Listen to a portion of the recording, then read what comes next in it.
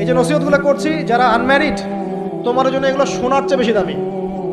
এই ডিসিশনটা এত এত গুরুত্বপূর্ণ যে জীবনে যদি এটাতে ভুল করে ফেলেন কখনো, সারাটা জীবন আপনাকে এই বোঝাটা তো যে আমরা এখন কি কি কাজ করলে কিভাবে স্টার্ট করব আর কিভাবে আমরা এটাকে সলভ করতে পারি। এই সলিউশনটা দুই রকম। এক নম্বর হচ্ছে যারা অলরেডি পরিবারে ঢুকে গেছেন তাদেরকে অন্য জায়গা থেকে শুরু করতে হবে। মানে যারা অলরেডি পরিবারে ঢুকে গেছেন আপনাদেরকে তওবা করে ফিরে এসে আবার শুরু করতে হবে। আর যারা পরিবারে এখনো ঢোকেন নাই, আপনারা এখনো সৌভাগ্যবান। এখন থেকে যদি আপনারা এই নসিহতগুলো মেনে চলতে পারেন, ইনশাআল্লাহ আপনার পরিবারটা 8-10টা পরিবারের মতো হবে না। ইনশাআল্লাহ রিজিকের ব্যবস্থাটাকে করে নেন, তারপরে ওদিকে যান। আপনার আপন ভাই হিসেবে আমি কথাগুলো বলছি, মনে করেন। এরপরে আপনি যখন বিয়ে করবেন, বললাম তো মেয়ের জাস্ট দিনদারিতা দেখবেন। হ্যাঁ, এর উপর যদি সৌন্দর্য থাকে আলহামদুলিল্লাহ, বংশ ভালো হয় আলহামদুলিল্লাহ, মেয়ের অর্থ সম্পদ আছে আলহামদুলিল্লাহ। যদি এগুলোর কোনোটাও না থাকে, দিনদারিতা থাকে, জাস্ট ওটাকে দেখেন, আর কিছু দেখার দরকার নেই, কিছু দেখার দরকার নেই। এরপরে আরেকটা কথা বলতে ভুলে গেছি যে আপনি এই লেভেলে যাওয়ার আগে নিজেও পবিত্র থাকার চেষ্টা করেন। আপনি নিজে জেনায় যায় না, নিজে পর্নে যায় না, নিজে হারাম অ্যাফেয়ার্সে যায় না।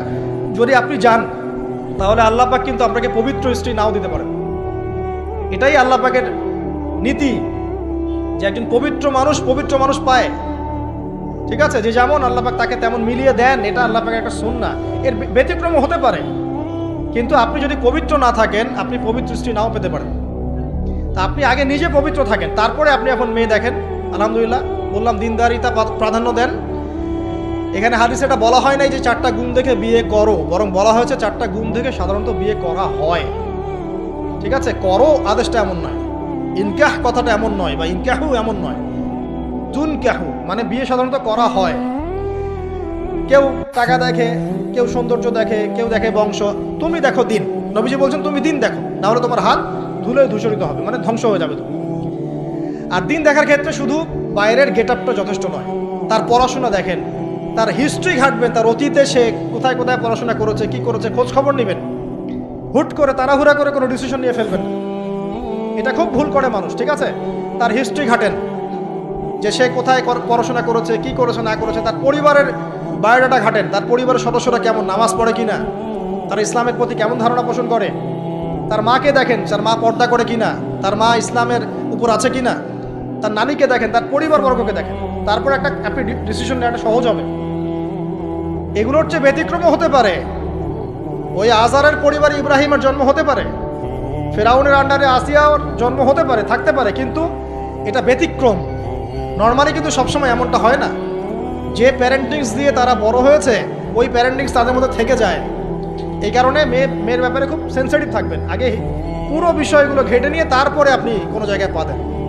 তারও আগে ইস্তেখারা করবেন আল্লাহর কাছে, যে আল্লাহ আমি তোমার কাছে ইস্তেখারা করছি, আমি জানি না যে কোনটা আমার জন্য ভালো হবে, কোনটা খারাপ। আল্লাহ এটা যদি আমার জন্য ভালো হয় সহজ করে দাও, যদি খারাপ হয় আল্লাহ দূর করে দাও। নিজের উপর চাপ নিয়েন না। তারপরে যদি দেখেন আলহামদুলিল্লাহ দিনদার, আর ডানে বামে দেখার দরকার নাই। যদি আপনি আপনার মনের মতো দিনদার পবিত্র একজন মেয়ে পেয়ে যান, আর যদি সে সুন্দরীও হয় মাশাআল্লাহ, আর ভালো বংশের হয়, তাহলে সারাটা জীবন তাকে নিয়ে কাটিয়ে দেন, সারাটা জীবন তাকে নিয়ে কাটিয়ে দেন, আপনি হ্যাপি হবেন ইনশাআল্লাহ। ডানে বামে দেখার আর দরকার নাই। যদিও একাধিক বিয়ের অনুমতি আছে, কোরআন সুন্নাহয় সব কিছুই আছে, কিন্তু এখন বাস্তবতাটাও বুঝতে হবে। কীরকম? কোরআন সুন্নাহয় এমন অনেক কিছুই আছে যেটা বাস্তবে ইমপ্লিমেন্ট করাটা এতটাও সহজ না। যখন যারা করতে যায় তাদেরকে অনেক অনেক হ্যাসেল পোহাতে হয়, কারণ সমাজটা যেহেতু এমন না। তো কোরআন সুন্নাহয় আছে যদিও, কিন্তু সমাজটা এমন না। কারণ ওই ব্যক্তি কোরআন সুন্নাহ মানতে গেলে দেখা যায় সমাজ থেকে ব্যাপক হ্যারাসমেন্টের শিকার হয়। যদিও এটা তার দোষ না, এটা আল্লাহ পাক তাকে হয় পরীক্ষা করছেন, অথবা এই ওসিলায় তার গুনাহ মাফ করবেন। কিন্তু নর্মালি যেটা চলছে এখানে আপনি আপনার বেস্টটা নেন, যেটা অপশনাল সেদিকে যাওয়ার দরকার নেই। এটা আমার নসিহত। কারণ সবার ওই শক্তি সামর্থ্য থাকে না সব কিছু সুন্দর মতো টাইটলি হ্যান্ডেল করতে পারবে। আর বলা যত সহজ, করার ব্যাপারটা এতটাও সহজ নয়। সো আর এই তো জেনারেশনের মেয়ের তো দেখছেন, পান থেকে চুন খসলেই দেখবেন যে বিশাল তুল কালাম হয়ে যাচ্ছে। তো যদি আপনাকে আল্লাহ পাক আপনার পবিত্রতার কারণে, আপনার ঈমান আমলের কারণে খুশি হয়ে এমন একজন দিনদার, নেককার, পুণ্যবতী সুন্দরী সুশ্রী স্ত্রী দিয়ে দেন, আর ডানে বামে কখনো দেখবেন না, একদম তাকে নিয়ে পুরো লাইফটা কাটিয়ে দিবেন। ঠিক আছে? এরপরে দোয়া করবেন আল্লাহর কাছে, আল্লাহ এটার মধ্যে কল্যাণ বরকত দান করো। বিবাহের ক্ষেত্রে আপনি মোহরটাকে কম করবেন। আপনি মোহর মানে মেয়েদেরকে বলছি, মেয়ের বাবাদেরকে বলছি, সামর্থ্য অনুযায়ী করবেন, ছেলের সামর্থ্য অনুযায়ী করবেন, তার উপরে বোঝা চাপিয়ে দিবেন না। কিয়ামতের আলামতের হাদিসে আমি এটাও পড়েছি, শেষ জামানায় মোহর অনেক বেশি করা হবে, দেওয়া হবে কম। হয় না এমন? আর বাকি আছে আলামতের কিছু। তো ওই চিটারির মধ্যে নাই। আপনি বলছেন 1 লাখ আমি দিব নগদ, ব্যাস নগদ।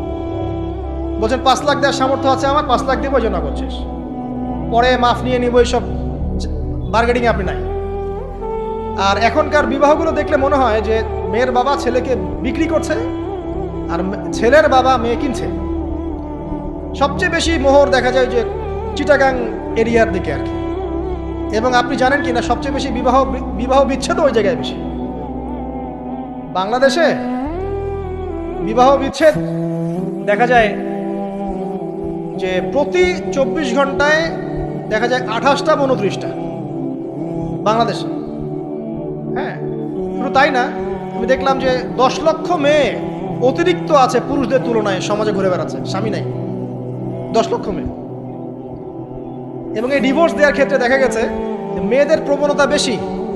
70% মেয়ে ডিভোর্স দিয়েছে, ছেলে দেয় নাই, 30% ছেলে। তাহলে মেয়েদের সাইকোলজি চিন্তা করেন। ও মনে করছে আমি তো এখন শিক্ষিত হয়ে গেছি, তোমাকে আমার দরকার নাই, আমি চাকরি করে খাবো। খুব বেশি শিক্ষিত দরকার নাই আপনার, দিনী শিক্ষা আছে কিনা ওটা দেখবেন। ফ্যামিলিস্ট মেয়েদেরকে নেওয়ার দরকার নাই, আপনি নিবেন ইসলামিক অনুশাসনে চলে এমন মেয়ে। এরপর যখন পরিবার স্টার্ট হবে, আল্লাহর কাছে বরকত চাবেন, বিয়েটা সহজ করে নেবেন। যে বিয়েতে খরচ যত কম, সে বিয়েতে আল্লাহর বরকত তত বেশি। হাদিস। অলিমা হবে, মাশাআল্লাহ, আপনার বিবাহিত জীবন মোবারক হোক, দোয়া করি। এরপরে দেখবেন উভয়ের মাঝখানে আল্লাহ পাক আপনাদের মাঝখানে ভালোবাসা ঢালবেন ইনশাআল্লাহ। সূরা রুমের মধ্যে আল্লাহ পাক বলেছেন, ওয়াজআলা বাইনাকুম মাওয়াদ্দাতাও ওয়া রাহমা। আমি আল্লাহ স্বামী স্ত্রীর মাঝখানে ভালোবাসার ভ্রাতৃত্ব ঢেলে দিয়েছি। এটা আল্লাহ পাকের একটা আয়াত, নিদর্শন। এই ঢেলে দেওয়া মানে কিন্তু আবার সেই ঢেলে দেওয়া নয়। কথা কি বুঝতে পারছেন? আচ্ছা, তারপরে আসেন, এবার আপনি পরিবার গঠন করেছেন। এখানে আমি কয়েকটা কথা বলি যে উভয়ের মাঝখানে খুব চূড়ান্ত লেভেলের ভালোবাসা এটাই যথেষ্ট নয় পরিবার সুখী হওয়ার জন্য। পরিবারের মধ্যে এখন থাকতে হবে সলাত। কি থাকতে হবে ভাই? সলাত। পরিবারে থাকতে হবে কোরআন, পরিবারে থাকবে সুন্নাহ, পরিবারে থাকবে ইসলামী অনুশাসন, পরিবারে থাকবে খাস পর্দা। আপনার বউকে মানুষ দেখেই নাই, এরকম পর্দা। আর কাপড় খোলা তো অনেক দূরের কথা। আমার এমন স্ত্রী আপনার স্ত্রীকে দেখেই নেই মানুষ, বাধ্য না হলে সে বাইরেই আসবে। বাধ্য হয়েছে, আসছে, মাহারাম আছে, মাহারাম সাথে আছে, এখন বাইরে আসছে। আপনার স্ত্রী ওই মানুষের বাসায় গিয়ে রাত কাটাবে না, এমনকি মানুষের বাসার টয়লেটে গিয়েও যেন সে কাপড় না চেঞ্জ করে। কারো বাসায় গিয়ে স্ত্রীকে রেখে দিয়ে আসবেন না, যে অপরিচিত কারো বাসায় স্ত্রীকে রেখে আপনি কোনো কাজে গেছেন, যাবেন না। আপনার কাছে মনে করেন একটা কোহিনূর হীরা আছে, মনে করেন যেটার মূল্য ধরেন যে লক্ষ কোটি ডলার। এটা আপনি কি যত্রতত্র ইউজ করবেন, নাকি আপনি খুব যত্ন করে আপনার ভিতরে রাখলে রাখবেন? কোনটা? ইসলাম এভাবে নারীকে সম্মানিত করেছে যে তারা আমাদের কাছে এত বেশি প্রেশিয়াস যে আমরা এভাবে যত্ন করে ওদেরকে ঢেকে রাখি। কথা কি বুঝতে পারছেন? আর তোমাদের কাছে মেয়েদের দাম নাই, তোমরা ল্যাংটা হয়ে করো, তোমাদের কে বাধা দিয়েছে? ঘুরছেও তো তাই। আর নগ্নতা বলতে আপনি কি মনে করছেন? খালি কি বিকিনি সংস্কৃতি নগ্নতা? নিসাউন কাসিয়াতুন আরিয়াও তো নগ্নতা, যে নারী পোশাক পরেও নগ্ন হয়ে আছে, এটাও তো নগ্নতা। আর নবীজি বলেছেন যে আরবদের ধ্বংস, লা ইলাহা ইল্লাল্লাহ, আল্লাহ ছাড়া কোনো ইলাহ নাই। কি ভয়ঙ্কর আযাব আসছে। তার স্ত্রী জায়নাব বিনতে জাহাশ তিনি বলছেন, ইয়া রাসূলুল্লাহ আনুহলিক ওয়া ফিনা সালিহিন, আমাদের মধ্যে সলেহ সৎ মানুষ থাকা সত্ত্বেও কি আমরা ধ্বংস হয়ে যাব? নবীজি বলছেন, নাম, হ্যাঁ। ইযা কাসুরাতুল খাবাস, যখন অশ্লীলতা, বেহায়াপনা, নগ্নতা ছড়িয়ে পড়বে, তখন ভালো মন্দ সব ধুয়ে ধ্বংস হয়ে যাবে। এই কারণে নিজে খুব ভালো আছি, ওরা খারাপ, ওদেরকে কিছু বলার দরকার নাই বলে ভালো হয়ে থাকার সুযোগ নাই। ওগুলো যত ছড়াবে, ভালো আলেম জালেম সব ধ্বংস হয়ে যাবে। আল্লাহ বোঝার তৌফিক দান করুন। এবার আপনি আপনার স্ত্রীর সাথে এভাবে হৃদ্যতা মহব্বতের সম্পর্ক রাখবেন আল্লাহর জন্যে। পরিবারের সবার পিছনে আপনি খরচ করবেন, তাদের হক দিবেন। কার জন্যে? পরিবার বর্গের কারো কাছে কিছু পাওয়ার আশায় না। এই ফিলোসফিটা বোঝেন। পরিবারের কারো কাছে থ্যাঙ্কস পাওয়ার আশায়ও না। আপনি আল্লাহর সন্তুষ্টির জন্য ওদের পিছনে খরচ করবেন, ওদেরকে ভালোবাসবেন, ওদের হক আদায় করবেন। কার জন্যে? আল্লাহর জন্য। এবং এর জন্য আপনি নেকি পাবেন ইনশাআল্লাহ। আর যদি আপনি তাদের কাছে কিছু আশা করতে যান, মনে মনে বেশি এক্সপেকটেশন রাখেন, তখন আপনি কি হবেন জানেন? আপনি পদে পদে কষ্ট পাবেন, পদে পদে কষ্ট পাবেন। দেখে নিয়ে শুধু আল্লাহর হয়ে যান, মানে আল্লাহই আপনার আপন, আল্লাহ ছাড়া আপনি কাউরে চেনেন না। আল্লাহ পাক বলেছেন এগুলো করতে, আমি করি। আল্লাহ পাক ভালোবাসা দিয়েছেন সন্তানের প্রতি, স্ত্রীর প্রতি, বাসি। কিন্তু এটা এত অধিক মাত্রায় নয় যে তার কারণে আল্লাহকে ছেড়ে দিব। স্ত্রী সন্তান যদি আল্লাহর পথে চলার ক্ষেত্রে বাধা দেয়, আল্লাহকে ছাড়তে পারবো না, প্রয়োজন ওদেরকে ছাড়তে পারবো, এরকম থাকবে বিষয়টা। ঠিক আছে? আরেকটা কথা বলি, শুধু ভালোবাসাই আদর্শ দাম্পত্যের জন্য যথেষ্ট নয়। এখানে প্রয়োজন হচ্ছে একে অপরের প্রতি সম্মানবোধ থাকতে হবে, একে অপরের প্রতি বিশ্বাস থাকতে হবে। বিশ্বাস না থাকলে ওই পরিবারে শান্তি থাকে না। আপনি অনেক বড় আলেম, কিন্তু যদি আপনার স্ত্রী আপনাকে বিশ্বাস না করে, আপনি শান্তি পাবেন। আপনি জানছেন আপনি ইনোসেন্ট, আপনি অনেস্ট, কিন্তু আপনার পরিবারের সদস্য, আপনার স্ত্রী আপনাকে বিশ্বাস করছে না, তখন আপনি পরিবারে সুখ পাবেন না। বিশ্বাস খুব ইম্পর্টেন্ট। আমি তো বলি যে ভালোবাসার চেয়ে বিশ্বাস বেশি ইম্পর্টেন্ট। কারণ আগে ইমান না আগে আমল? কোনটা আগে? ইমান মানে কি? বিশ্বাস না? আগে বিশ্বাস, তারপরে না আমল? ভালোবাসা একটা আমল, আর বিশ্বাসটা কি? ইমান। আমার প্রতি যদি আপনার ইমান না থাকে, তাহলে আপনি আমাকে ভালোবাসবেন কিভাবে? বিশ্বাস থাকতে হবে, স্বামীর প্রতি স্ত্রী, স্ত্রী প্রতি স্বামী। এবং এখানে পুরুষদেরকে সহনশীল হতে হবে, কারণ আপনার স্ত্রী সারা জীবনে আপনাকে প্রচুর পেইন দিতে পারে, এবং এটা মেয়েদের ফিতরত।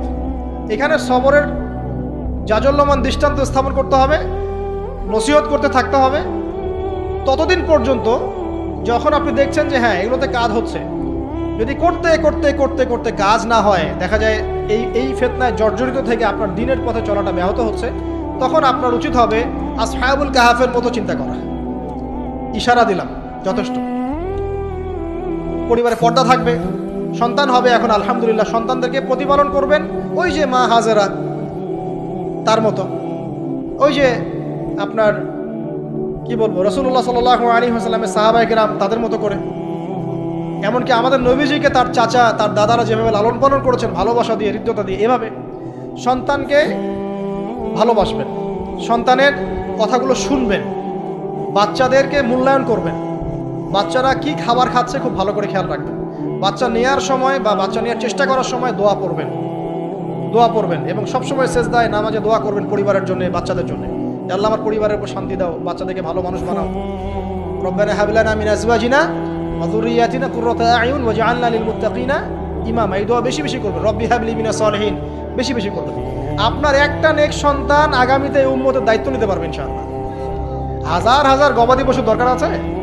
একটা ইব্রাহিম, একটা ওমর, একটা খালিদ বিন ওয়ালিদ আপনি জন্ম দিয়ে দেখান, ওই একজনই যথেষ্ট ইনশাআল্লাহ। পারবেন না ইনশাআল্লাহ? সন্তানের কথা শুনতে হবে। প্যারেন্টিংস একটা বই আছে, বাজারে পাওয়া যায়, কিনে নেন। ওখানে প্যারেন্টিংসের অনেক টিপস আছে। সন্তান কি খাচ্ছে, কার সাথে মিশছে, কোন বন্ধুর সাথে খেলছে, আপনার কোন স্কুল কোন কলেজে পড়ছে, এগুলো খেয়াল রাখতে হবে।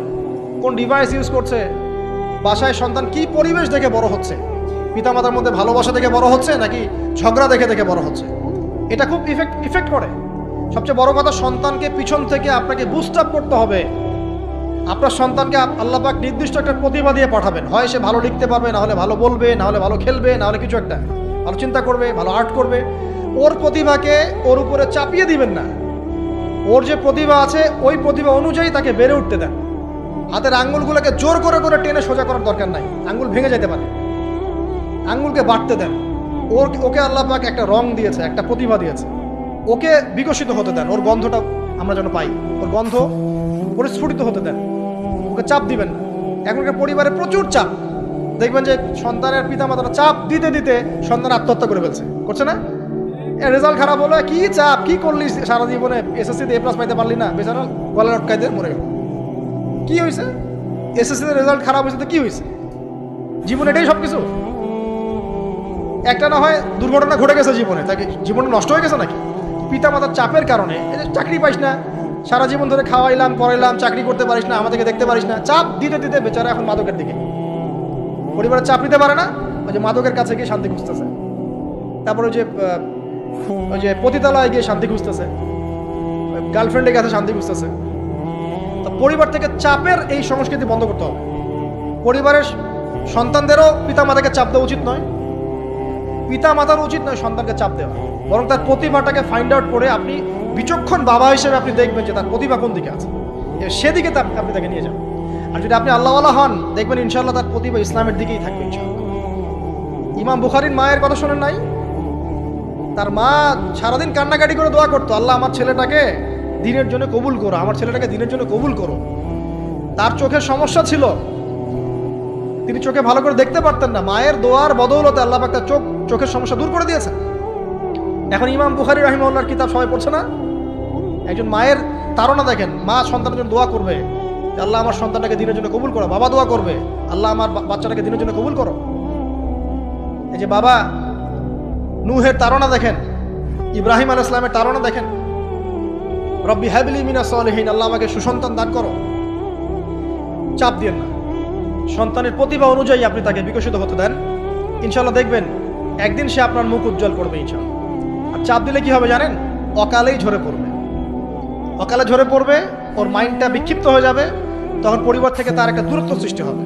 আর ওই সুযোগ শয়তান নিবে, খারাপ বন্ধুর পাল্লায় পড়বে, আয় গাজা একটা টান দে, আয় একটু ইয়াবা খা, একটু এটা কর সেটা কর, আস্তে আস্তে দেখবেন হারায় গেছে অন্ধকার জগৎ। অন্ধকার জগৎ একবার হারায় গেলে আর ফিরে পাবেন না। এটা কি প্র্যাকটিক্যাল কথা না ভাই? মেয়েকে চাপ দিবেন, দেখবেন যে বেঁকে বসছে। যদি ছোটবেলা থেকে মেয়েকে আপনি সুন্দর হিজাব পোশাক তরবিয়ত দিতে পারেন, এই মেয়ে বড় হয়ে ইনশাআল্লাহ বেলাইনে যাবে না। ছোটবেলা থেকে ওকে যদি আপনি নায়িকাদের মতো মানুষ করেন, আর বড় হয়ে পস্তাবেন আমার মেয়ে কেন ছেলের হাত ধরে পারা গেল, এটা তো আপনার জন্য হয়েছে। ছোটবেলা থেকে এই সন্তান অনুশাসনটাকে ঠিক করতে হবে। ওই যে বললাম, পিতা মাতা যদি দিনদার মুত্তাকি পরিষ্কার হয়, তাদেরকে দেখেই সন্তান শিখবে। আমরা যখন সেজদা করি, আমাদের ছেলে মেয়েরা পিঠে উঠে আসে না? ওরাও দেখবেন সেজদা করার ট্রাই করে না? মসজিদে নিয়ে আসেন বাচ্চাকে, দেখবেন ও দেখে দেখে দেখছে যে কি করছে এরা, কি করছে। ও তখন নিজেও একটু হাত বাঁধার চেষ্টা করে, এমন করে দাঁড়া থাকে, খেয়াল করে নাই? হাত তুলে। বাচ্চারা দেখে শিখবে, পরিবারে দেখে বাচ্চারা শিখবে যে পিতা মাতা কেমন, কিভাবে কথা বলে, পিতা কেমন করে মায়ের সাথে কথা বলছে, মা কেমন করে পিতার সাথে কথা বলছে, সে ওইভাবেই কথা বলবে। যে পরিবারে ওমরের মতো পিতা আছে, ওই পরিবার কি খারাপ হতে পারবে? যে পরিবারে হাজরা আলাইহিস সালামের মতো মা আছে, ওই পরিবার খারাপ হতে পারে? তো প্যারেন্টিংটা ঠিক করতে হবে। নৈতিক আদর্শের সাথে তাদেরকে ভালো খাবার দিবেন, খাবারের ব্যাপারে সচেতন থাকবেন, কার্বোহাইড্রেট পাচ্ছে কিনা, প্রোটিন ঠিকমতো পাচ্ছে কিনা, ভিটামিন পাচ্ছে কিনা, হ্যাঁ ও পরিষ্কার পরিচ্ছন্ন থাকছে কিনা, পরিবারটা থাকবে নিট অ্যান্ড ক্লিন, চকচকা। এখানে যেন মানে আর বলে না যে পবিত্রতা ইমানের অর্ধেক, হাদিস আছে না?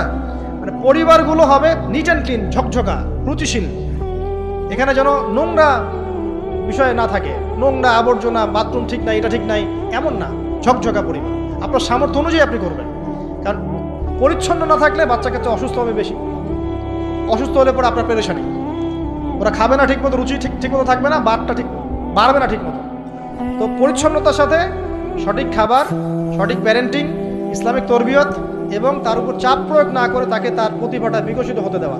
চাপ প্রয়োগ না করার মানে এই নয় যে আপনি শাসনই করবেন না। পরিবারের উপর শাসনের লাঠি থাকবে, কিন্তু ওটার যত্রতত্র প্রয়োগ করবেন না। যদি আপনি একদিন খুব বেশি পিটায় দেন, তারপর থেকে আপনার সন্তান আপনাকে ভয় পাবে না। কিন্তু আল্লাহ পাক কোরআনের জন্য বারবার একটা সাইকোলজি অ্যাপ্লাই করেছেন যে জাহান্নামের শাস্তি কিন্তু দিব, শাস্তি কিন্তু দিব, শাস্তি কিন্তু দিব। এই যে ভয়, আমরা কিন্তু ভয়েই জাহান্নাম থেকে দূরে আছি। তো এটা একটা সাইকোলজি।